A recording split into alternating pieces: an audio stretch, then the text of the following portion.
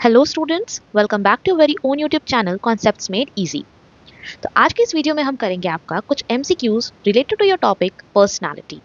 तो चलिए स्टार्ट करते हैं। Personality refers to option A a person's physical appearance, option number B temporary mood and emotion, option number C a stable set of characteristics that influence behaviour, option number D intelligence level only. So आपको पता होगा कि the word personality is derived from a Greek word persona which means to speak। यानी आपका personality जो है वो एक combination होता है of characteristics as well as your qualities that forms a person's unique identity। यानी जो आपका personality होता है वो combination होता है आपका thoughts, feelings, behavior सभी चीज़ों का। तो क्या personality आपका सिर्फ और सिर्फ physical appearance है? No। क्या पर्सनालिटी आपका टेम्पररी मूड स्विंग्स है? नो। क्या पर्सनालिटी आपका एक स्टेबल सेट ऑफ कैरेक्टरिस्टिक्स है जो किसी भी पर्सन के बिहेवियर को इन्फ्लुएंस करता है? तो yes, the personality is a stable set of characteristics that influence behaviour. तो पर्सनालिटी आपका वो कैरेक्टरिस्टिक्स फीचर होता है जो आपको किसी दूसरे पर्सन से अलग बनाता है। तो ये कॉम्बिनेशन होता है आपका physical as well as mental traits का, जो किसी भी पर्सन को डिस्क्राइब करता है that how he looks, thinks and acts. And your personality is build over a period of time. इसीलिए ये जो सेकेंड आपका कैरेक्टरिस्टिक्स था या ऑप्शन था टेम्पररी मूड्स एंड इमोशंस, ये पहले ही कट डाउन हो गया, क्योंकि जो पर्सनालिटी होता है that is build over a period of time and remains stable till the changes due to the circumstances. तो हम कह सकते हैं आपका कि personality represents the trait of a person and it is distinct and unique for each and every person। हर एक person का individual का पर्सनालिटी एकदम अलग अलग होता है। वो आपका रिप्रेजेंट करता है किसी पर्सन का स्टेबल पैटर्न को या स्टेबल बिहेवियर को, जो चेंज करता है एक्सेप्शनली कभी कभी किसी किसी एक्सट्रीम सिचुएशन में। ये आपका जो होता है वो both internal as well as external elements को मिलके बनता है। यानी हम कह सकते हैं कि your personality is generic as well as acquired from the environment. That is it is either inherited from your parents और through one's experience in life. ठीक है, चलिए आगे देखते हैं। नेक्स्ट क्वेश्चन पूछा है personality is fixed and can not change, entirely genetic, a mix of heredity and environment, unrelated to behaviour. तो अभी अभी मैंने आपको कहा था कि personality is generic as well as it is acquired from the environment। मतलब it is a mixture of characteristics feature जो हम लोग inherit करते हैं from our parents as well as a combination which we acquire from the external environment through our experience in life। This particular question का answer होगा a mix of heredity and environment। आइए देखते हैं next question। The influence of heredity on personality refers to The influence of heredity on personality refers to cultural tradition, learned behavior from peers, genetic traits passed from parents, environmental experiences। तो cultural tradition तो नहीं होगा। learned behavior from peer होते हैं आपके friends, तो उनसे नहीं। genetic traits passed from parents, so yes। heredity जो होता है वो होता है आपका genetic traits which are passed from parents, जो हम लोग inherit करते हैं characteristics अपने parents से, that are known as your heredity। फिर है चौथा ऑप्शन तो ऐसे ही कट डाउन हो गया, environmental experience नहीं होगा। आइए देखते हैं next question. Accuracy in judgment is a trait of type A personality, type B personality, type Z personality या फिर none of these। So according to Friedman and Roseman, there are two types of personality, type A personality and type B personality। Type A personality वाले लोग कैसे होते हैं? They are very much impatient, they walk, eat and talk rapidly, they are very much competitive in nature, बहुत ही ज़्यादा aggressive in nature होते हैं। साथ ही साथ they measure their success by quantity. ठीक है, they want to complete their work as fast as possible and want to achieve their goals. ये बहुत ही ज़्यादा हार्ड वर्किंग इन नेचर होते हैं और they are very much obsessed about winning. उनको जीतना पसंद है, उनको हारना पसंद नहीं है। वो बहुत ही इम्पेशेंट होकर सारे काम को बहुत जल्दी जल्दी करते हैं, बहुत ज़्यादा प्रोडक्टिव इन नेचर होते हैं और सक्सेस को क्वांटिटी से मेजर करते हैं। वही इसके जस्ट ऑपोजिट होते हैं आपके टाइप बी वाले लोग। टाइप बी वाले लोग जो होते हैं दे आर नेवर इन अ हरी, बहुत आराम से किसी काम को करते हैं। They walk talk and eat at a low place, आराम आराम से सब काम करते हैं। They are non competitive in nature, they are mild mannered, साथ ही साथ they have no pressing deadline. उनके हिसाब से वो कोई भी काम को बहुत ही रिलैक्स वे में करते हैं। वो कोई भी चीज़ को हड़बड़ में नहीं करते हैं, या कह सकते हैं कोई भी चीज़ को, मतलब जैसे टाइप ए वाले लोग आपके क्या थे, सक्सेस ओरिएंटेड थे, उनको सक्सेस चाहिए था, वैसे नहीं होते हैं आपके टाइप बी वाले लोग। They play for fun and not to win, जबकि टाइप ए वाले जो लोग होते थे वो सिर्फ और सिर्फ जीतना पसंद करते थे। टाइप बी वाले लोग कैसे होते हैं, they only play for fun, वो मजे के लिए खेलते हैं या मजे के लिए काम करते हैं, किसी चीज को किसी से compete नहीं कर रहे होते हैं। ठीक है, और क्योंकि ये बहुत आराम आराम से सब चीज करते हैं, इसलिए इनका एक अच्छा खासियत है कि they are very accurate in judgement. ठीक है, they are very accurate in judgement, बहुत ही ज्यादा पेशेंटली किसी काम को करते हैं, एंड साथ ही साथ they are very much relax without any guilt that they are not completing their task. ठीक है, तो ये यहाँ पे पूछा था आपसे क्वेश्चन में कि accuracy in judgement is a trait of which type of personality. Accuracy in judgement is a trait of type B personality. ठीक है, टाइप बी पर्सनालिटी वाले जो लोग होते हैं they are very much accurate in their judgement. आइए देखते हैं नेक्स्ट क्वेश्चन। नेक्स्ट क्वेश्चन है आपका, which of the following is not one of the big 5 personality traits. So there are 9 personality traits. ठीक है, जिसमें से एक अकेला होता है आपका सबसे इंपॉर्टेंट होता है, जो वो होता है आपका ओशियन मॉडल, जिसको हम बिग 5 पर्सनालिटी ट्रेट भी कहते हैं। और उसके बाद जो आपका 8 ट्रेट्स आता है उसको हम अदर ट्रेट्स के अंदर लेके गिनती कर सकते हैं। यानी हम कह सकते हैं कि हम ट्रेट्स को 2 पार्ट में डिवाइड करते हैं। आपका पहला है आपका बिग 5 पर्सनालिटी ट्रेट और दूसरा है आपका other traits. Big 5 personality trait में आता है आपका ocean model. Big 5 personality trait में आता है आपका ओशियन मॉडल, और ये ओशियन क्या है? O stands for openness, C stands for conscientiousness, E stands for extroversion, A stands for agreeableness, and N stands for neuroticism. Now, अब ये सारा कैरेक्टरिस्टिक्स है क्या? तो ओपननेस का मतलब होता है any person who possesses this characteristics is very much appreciative in nature to new ideas. जो बहुत ज़्यादा अप्रिशिएट करता है न्यू आइडियाज़ को, न्यू फीलिंग्स को, न्यू बिहेवियर को, वैसे लोग होते हैं आपके ओपननेस वाले कैरेक्टरिस्टिक्स के। ये जो लोग होते हैं they have a broad interest and are very much curious, imaginative and creative. Openness वाले लोग कैसे हैं आपके? They appreciate new ideas, feelings, values and behaviour. They are imaginative.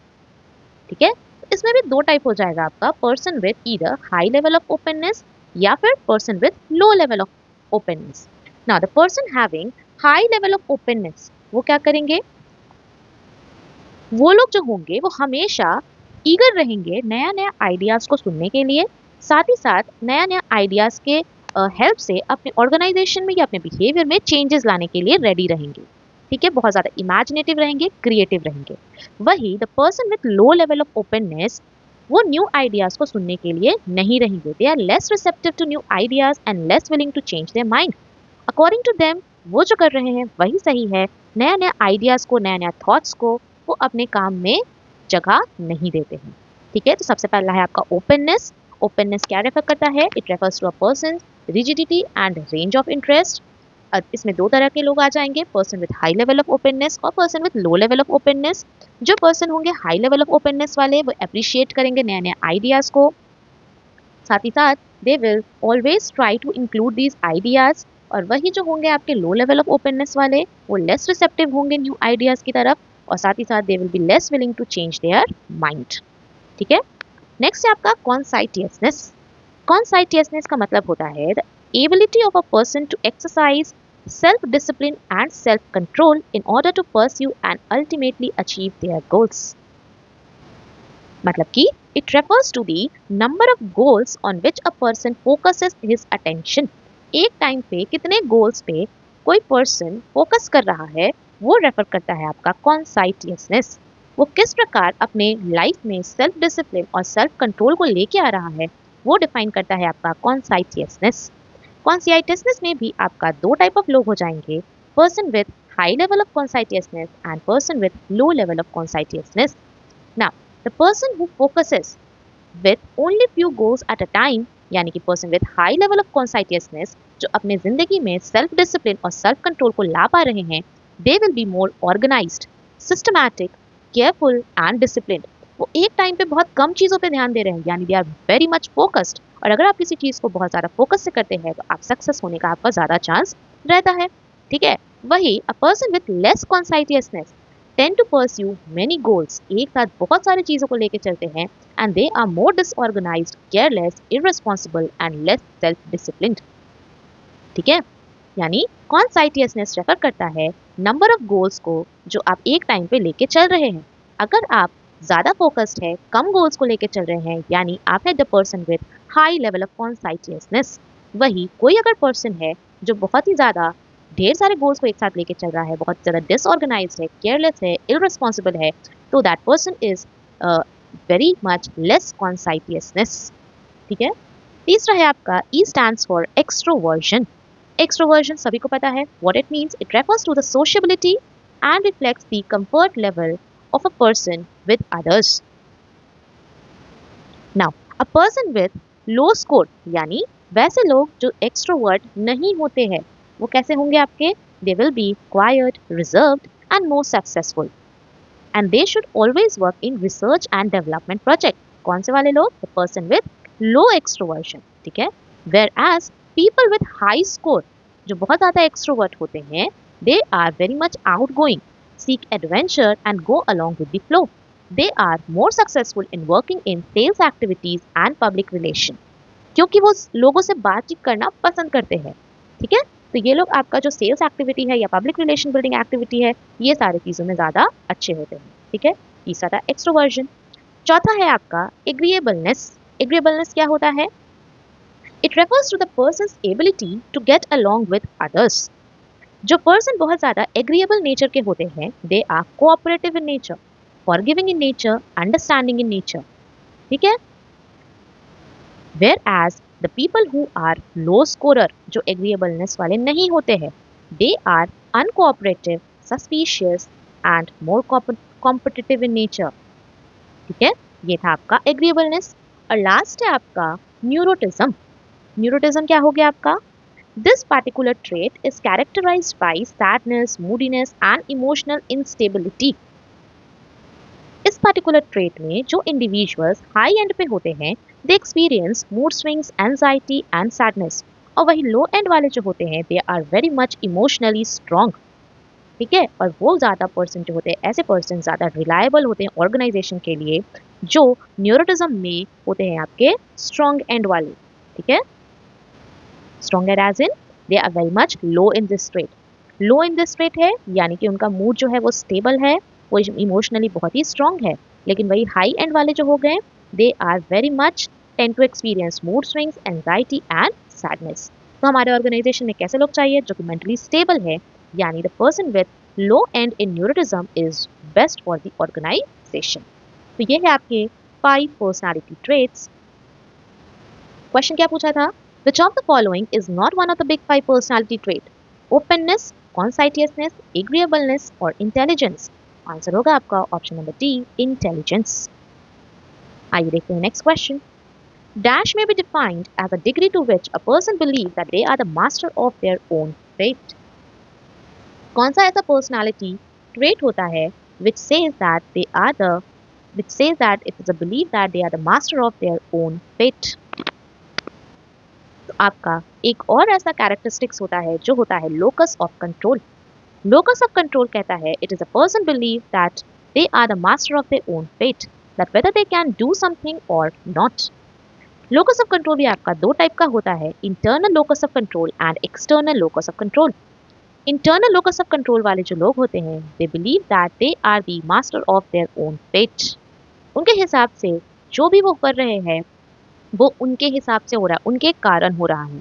ठीक है, they are very much independent in nature, active in nature, achievement oriented and they are motivated by reward based system.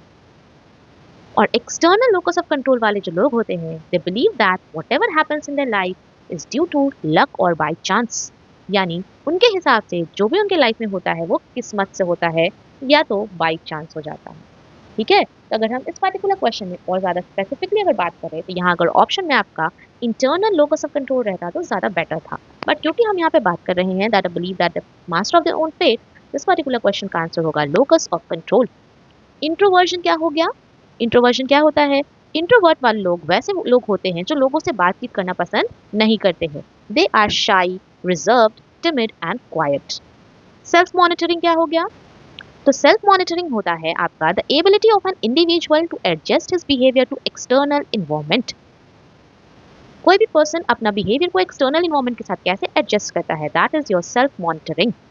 ना यहाँ पे भी दो type of people होते हैं, people with high self monitor या फिर people with low self monitor. People with high self monitor show greater flexibility in adjusting their behaviour to external situational influence.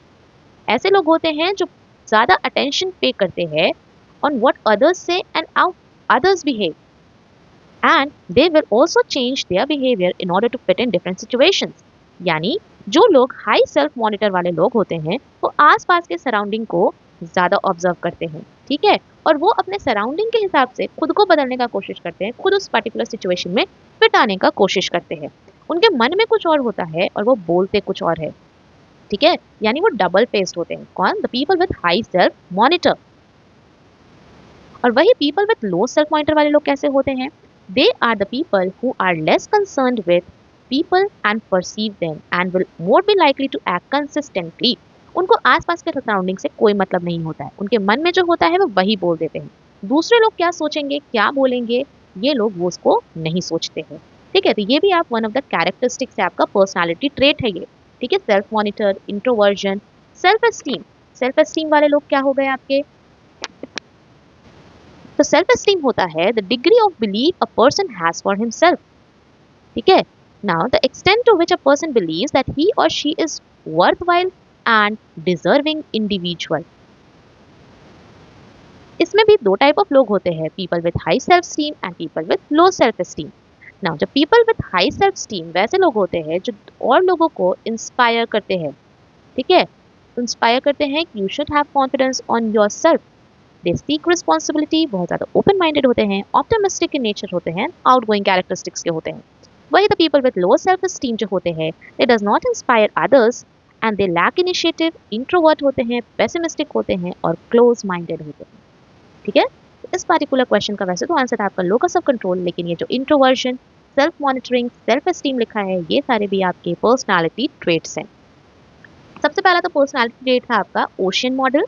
Ocean model के बाद आता है आपका locus of control, फिर आता है आपका इंट्रोवर्जन एंड एक्सट्रोवर्जन, फिर आता है आपका मैकियावेलिज्म, उसके बाद आता है आपका risk taking, self monitoring, achievement orientation, self esteem and authority. चलिए नेक्स्ट क्वेश्चन दिया है, dash trait refers to manipulation of others as a primary way of achieving goals. यहाँ पे हम बात कर रहे हैं मैकियावेलिज्म। वे वैसे लोग होते हैं जो दूसरों को अपने हिसाब से यूज करके काम निकलवा लेते हैं, दूसरों को अपने मतलब के लिए यूज करते हैं, ठीक है, यानी मैनिपुलेट करते हैं। तो ये हो जाएगा आपका मैकियावेलिज्म। और एक्सट्रोवर्ट तो आपको पता ही है, सेल्फ एस्टीम और सेल्फ मॉनिटरिंग मैंने अभी आपको बताया ही था। चलिए आगे देखते हैं next. A highly extrovert person is likely to be reserved and shy, calm and secure, sociable and outgoing, disorganized and careless। Extrovert वाले लोग कैसे होते हैं? Sociable and outgoing, option number सी।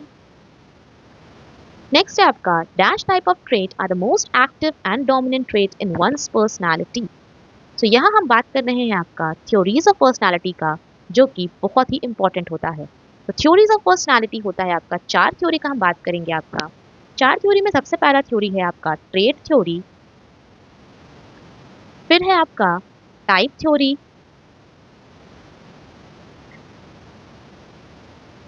तो ये है आपके 4 personality theories, trait theory, type theory, psycho analytic theory and social learning theory. और ये चारों थ्योरी बहुत ही इंपॉर्टेंट होते हैं। सबसे पहला है आपका ट्रेट थ्योरी, जो कि दिया गया था 2 लोगों के द्वारा। पहला थ्योरी हम पढ़े हैं आपका जीबी आल्पोर्ट और दूसरा है आपका आरबी कैटल। फिर आता है आपका टाइप थ्योरी, जो है 4, Hippocrates classification, Kretschmer's classification, Sheldon's classification and then Carl Gustav Jung's classification. फिर आता है आपका साइको एनालिटिक थ्योरी जो दिया गया है सिगमंड फ्रेड द्वारा, और लास्ट है आपका सोशल लर्निंग थ्योरी एल्बर्ट बांडुरा के द्वारा। तो आइए एक एक करके डिस्कस करते हैं आपका चारों थ्योरीज ऑफ पर्सनालिटी। सबसे पहला है आपका trait theory. Now, this approach makes the use of the personality traits for identifying and describing the personality of an individual. जो ट्रेट थ्योरी है वो सबसे पहले दिया गया था आपका जीबी एल्पॉट के द्वारा, and according to him personality traits are basic units of structure of our personality.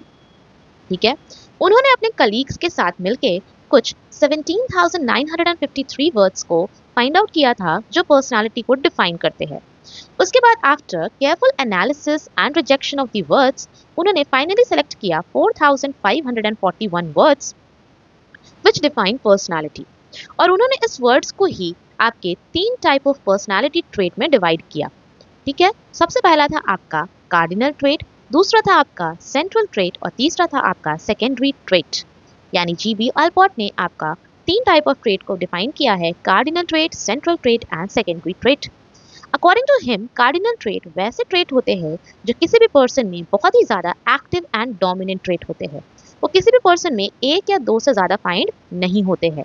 जैसे कि अगर हम बात करें आपका ट्रुथ एंड नॉन वायलेंस, तो ट्रुथ एंड नॉन वायलेंस बोलते ही आपके दिमाग में किनका नाम आता है? महात्मा गांधी जी का। ठीक है, तो ये है उनका कार्डिनल ट्रेट जो बहुत ही ज्यादा एक्टिव एंड डोमिनेंट ट्रेट होता है। ठीक है, दूसरा है आपका सेंट्रल ट्रेट। सेंट्रल ट्रेट वैसे ट्रेट्स होते हैं जो अक्सर किसी व्यक्ति में नजर आ जाते हैं, और वे इन जनरल 7 to 8 कैरेक्टरिस्टिक या पर्सनालिटी किसी भी पर्सन में फाइंड आउट कर सकते हैं, as in honesty, kindness, shyness, cruelty etcetera. तीसरा है आपका सेकेंडरी ट्रेट जो किसी भी पर्सन में बहुत ही कम नजर आते हैं, किसी के बिहेवियर में बहुत ही कम नजर आते हैं, और ये बहुत ही ज्यादा इनसिग्निफिकेंट रोल प्ले करते हैं किसी भी पर्सन को आइडेंटिफाई करने में। ठीक है, ये एक तरह से हम कह सकते हैं हिडन ट्रेट्स होते हैं जो किसी किसी सिचुएशन में किसी पर्सन में नजर आते हैं। ठीक है, यानी कि जो बहुत ही ज्यादा एक्टिव एंड डोमिनेंट ट्रेट हो गए वो हो गए कार्डिनल ट्रेट, जो इन जनरल ट्रेट फाइंड किए जाते हैं वो होते हैं सेंट्रल ट्रेट, और बहुत ही ज्यादा जो कभी भी इनसिग्निफिकेंट इन नेचर होते हैं वो होते हैं आपके सेकेंडरी ट्रेट। ठीक है, तो ये था आपका 3 पार्ट ट्रेट थ्योरी का, सबसे पहला जो जीबी एल्पॉट ने दिया था। उसके बाद था आपका आरबी कैटल के द्वारा दिया गया ट्रेट अप्रोच या trait theory. Now, R.B. Cattle further advanced his trait approach by G.B. Alport of 17,953 words, and he selected 4,000 words. ठीक है? Now, after the selection of 4,000 words, he carefully examined these words, and after eliminating all the synonyms and similar types of words, he came to 171 words.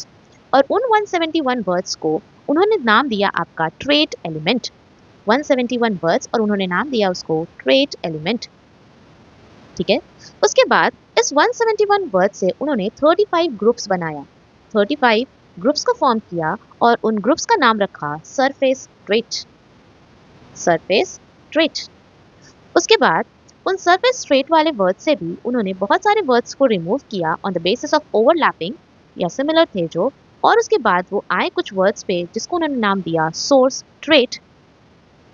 वो आए कुछ 16 words पे जिसको उन्होंने नाम दिया सोर्स ट्रेट, और कहा कि यही जो 16 वर्ड्स होते हैं वो किसी भी पर्सनालिटी को डिफाइन करते हैं, और इसको आज हम पढ़ते हैं जिसका नाम है आपका 16 फैक्टर्स और बेसिक डायमेंशंस ऑफ पर्सनालिटी, या फिर हम इसको कह सकते हैं कैटल्स 16 फैक्टर्स या 16 पर्सनालिटी फैक्टर्स या 16 पर्सनालिटी फैक्टर इन्वेंटरी। ठीक है, तो ये था आपका ट्रेट थ्योरी जो दिया गया था जीबी एल्पॉट और आरबी कैटल के द्वारा।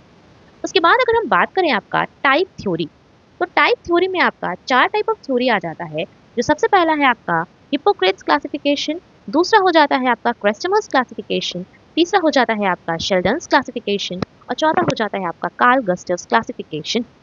नाउ अगर हम बात करें आपका हिप्पोक्रेट्स क्लासिफिकेशन का, तो हिप्पोक्रेट ने पर्सनालिटी को डिफाइन किया था on the type of fluid present in one's body. According to him, the predominance of any one of these 4 fluids in one body gives him unique characteristics. उन्होंने कहा था कि हमारे बॉडी में 4 टाइप ऑफ फ्लूइड प्रेजेंट है, blood, yellow bile, phlegm and black bile, और इन्हीं चारों में से किसी एक का अगर प्रीडोमिनेंस होता है तो उसके हिसाब से मेरा जो है कैरेक्टरिस्टिक्स बनता है। जैसे जिनके बॉडी में ब्लड ज्यादा होता है उसका पर्सनालिटी टाइप हो जाता है आपका सैंग्विन। जिनके बॉडी में येलो बाइल ज्यादा होता है उनका कैरेक्टरिस्टिक्स हो जाता है क्लोरिक। किसी की बॉडी में अगर प्लेग में ज्यादा होता है तो वो कहलाता है आपका प्लेगमैटिक, और ब्लैक बाइल अगर ज्यादा है तो वो कहलाते हैं आपके मेलंकोलिक। और इसी के हिसाब से आपका जो कैरेक्टरिस्टिक्स है वो डिफाइन होता है। जैसे अगर आपके बॉडी में ब्लड ज्यादा है तो आपका पर्सनालिटी टाइप हो गया सैंग्विन, और आपका कैरेक्टरिस्टिक्स हो जाएगा like you will B light hearted, optimistic in nature, happy and hopeful. यही अगर आपके बॉडी में येलो बाइल ज्यादा है तो आपका पर्सनालिटी टाइप हो जाएगा क्लोरिक, और आपका कैरेक्टरिस्टिक्स हो जाएगा कि आप बहुत ही ज्यादा इरिटेबल रहेंगे, एंग्री रहेंगे, but you will be very strong with your imagination. वही अगर आपके बॉडी में प्लेग में ज्यादा है तो आपका पर्सनालिटी टाइप प्लेगमैटिक हो जाएगा, और आपका कैरेक्टरिस्टिक्स हो जाएगा that you will B cold, काम, स्लो एंड स्लगिश। वही आपके बॉडी में अगर ब्लैक बाइल ज्यादा है तो आपका पर्सनालिटी टाइप जो है वो मेलंकोलिक हो जाएगा, और साथ ही साथ आपका जो कैरेक्टरिस्टिक्स है कि आप bad tempered, sad, depressed, pessimistic, इस टाइप के कैरेक्टरिस्टिक्स वाले लोग आप हो जाएंगे। ठीक है, यानी टाइप थ्योरी में सबसे पहला थ्योरी था आपका हिपोक्रेट्स क्लासिफिकेशन, जिसमें उन्होंने कहा था कि हमारे बॉडी में 4 टाइप ऑफ फ्लूइड प्रेजेंट होते हैं, और इन 4 टाइप ऑफ फ्लूइड में से ही किसी टाइप ऑफ फ्लूइड का अगर ज़्यादा प्रीडोमिनेंस हो जाता है या डोमिनेंस हो जाता है तो उसके हिसाब से मेरा पर्सनालिटी टाइप बनता है, और साथ ही साथ मेरा उसी के हिसाब से मेरा पर्सनालिटी या फिर कैरेक्टरिस्टिक्स फीचर आता है। दूसरा है फिर आपका क्रेस्टमर्स क्लासिफिकेशन। ना, क्रेस्टमर्स जो थे उन्होंने क्लासिफाई किया था पर्सनालिटी को on the basis of biological type, that is on the basis of physical structure. आपका बॉडी टाइप के हिसाब से आपका पर्सनालिटी का जो कैरेक्टरिस्टिक्स है वो डिफाइन होता है। Say for example, if you are having fat body so you are pyknic, fat body pyknic. अगर आपका बैलेंस्ड बॉडी है तो यू आर एथलेटिक। अगर आपका लीन एंड थिन बॉडी है तो यू आर लेप्टोसोमैटिक, और अगर आपका अबनॉर्मल बिल्स है तो यू आर डायस्प्लास्टिक। ठीक है ना, ये तो हो गया आपका पर्सनालिटी टाइप। इसी के हिसाब से आपका कैरेक्टरिस्टिक्स बनता है। Say for example, if you are pyknic in type then you are sociable, jolly, easy going and good natured person. ठीक है, आप बहुत ज़्यादा सोशिएबल हैं, जॉली इन नेचर हैं, इजी गोइंग विद अदर्स है, गुड नेचर्ड है। वही अगर आप एथलेटिक इन नेचर है या एथलेटिक बॉडी टाइप है आपका तो you are energetic, optimistic and adjustable. वही अगर आप लेप्टोसोमैटिक है यानी यू आर अनसोशिएबल। ठीक है, यानी just the opposite of pyknic, unsociable, reserved, shy, sensitive and pessimistic. ठीक है, तो ये था आपका 3। और लास्ट अगर आपका अबनॉर्मल बिल्स है या डायप्लास्टिक है, that does not define any of your characteristics. ठीक है, तो ये था आपका क्रेस्टमर्स क्लासिफिकेशन। उसके बाद दिया गया था आपका शेल्डन के द्वारा। तो शेल्डन ने भी आपका बॉडी टाइप को फिजिकल स्ट्रक्चर के हिसाब से ही डिफाइन किया था, यानी पर्सनालिटी को आपका जिस प्रकार आपके क्रेस्टमर ने डिफाइन किया था सिमिलरली आपके शेल्डन ने भी उसी को डिफाइन किया था, बस नाम चेंज। जैसे काइनिक है, according to Kretschmer it is pyknic, according to Kretschmer it is pyknic, according to Sheldon it is endomorph. ठीक है, यानी if you are having fat body तो यू आर एंडोमॉर्फ, और आपका कैरेक्टरिस्टिक क्या हो जाएगा, you will be very much round figure हो जाएगा, large head, heavy neck and ruddy face. यही अगर आपका बैलेंस्ड बॉडी है यानी you are athletic, according to Sheldon you are mesomorph, mesomorph. ठीक है, यानी you are a muscular individual with broad shoulders, well developed chest, robust and strong. वही if you are lean and thin then according to Kretschmer you are leptosomatic, and according to Sheldon you are ectomorph, ectomorph। ठीक है, आपका lean and thin body होगा, slim body होगा, shallow chest and tall in proportion to their weight. ठीक है, तो ये था आपका अकॉर्डिंग टू शेल्डन। और सबसे लास्ट आता है आपका Carl Gustav Jung's classification, and he divided all the human beings to their according to their social participation. Social participation के हिसाब से डिफाइन किया गया था आपका कार्ल गुस्टाव के द्वारा, और उन्होंने 3 टाइप में डिफाइन किया था, introvert, extrovert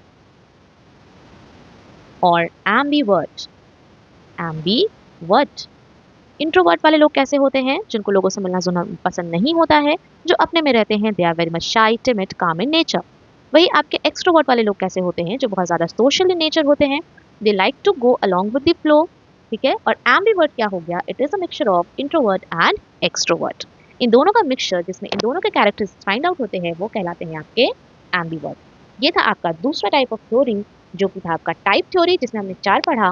Hippocrates classification, Quester's classification, Sheldon's classification and Carl Gustav Jung's classification. Next आपका साइको एनालिटिक थ्योरी जो कि दिया गया था आपका सिगमंड फ्रेड के द्वारा, जिसमें हमने बात किया है कि personality is the outcome of 3 components id, ego and super ego. और लास्ट था आपका सोशल लर्निंग थ्योरी जो कि दिया गया है आपका एल्बर्ट बंडूरा के द्वारा, and this theory states that people learn from one another, that is via observation, imitation and modelling. ठीक है, यानी सोशल लर्निंग थ्योरी के द्वारा हिसाब से there are 4 meditational process that help to determine whether a new behavior is acquired or not. पहला है आपका attention, फिर आता है retention, फिर आता है reproduction और लास्ट आता है आपका motivation। तो ये है आपके कुछ theories of personality जो कि very important होते हैं। आइए देखते हैं कुछ multiple choice questions related to your theories of personality। यहाँ पूछा था dash type of trait are the most active and dominant trait of one's personality। dominant कौन सा trait होता है आपका? cardinal trait। ठीक है, नेक्स्ट क्वेश्चन है who gave the theory of personality which says that human body consist of 4 type of fluid. अभी अभी हमने देखा था, किसने दिया था आपका? 4 टाइप ऑफ फ्लूइड हमारे बॉडी में प्रेजेंट होते हैं and predominance of any one type of fluid makes the temperamental और unique characteristics of that person. वो था आपका हिप्पोक्रेट्स क्लासिफिकेशन। ठीक है, क्वेस्टर ने दिया था बॉडी टाइप के हिसाब से, शेल्डन ने भी दिया था बॉडी टाइप के हिसाब से और कार्ल गस्टव ने दिया था आपका सोशल पार्टिसिपेशन के हिसाब से। नेक्स्ट है आपका according to Kretschmer a person who is leptosomatic. According to Kretschmer a person who is leptosomatic possess which of the following characteristics. तो लेप्टोसोमैटिक वाले लोग कैसे होते थे? Who are very lean and thin. और हमने अभी अभी बताया था आपको कि ऐसे टाइप ऑफ पीपल जो थे उनका कैरेक्टरिस्टिक्स काइनिक वाले के जस्ट ऑपोजिट था, यानी अनसोशिएबल थे। ठीक है, रिजर्व्ड थे, शाई नेचर के थे, पेसिमिस्टिक नेचर थे। तो क्या ये सोशेबल थे? नो। सोशेबल कौन होते हैं? काइनिक वाले लोग।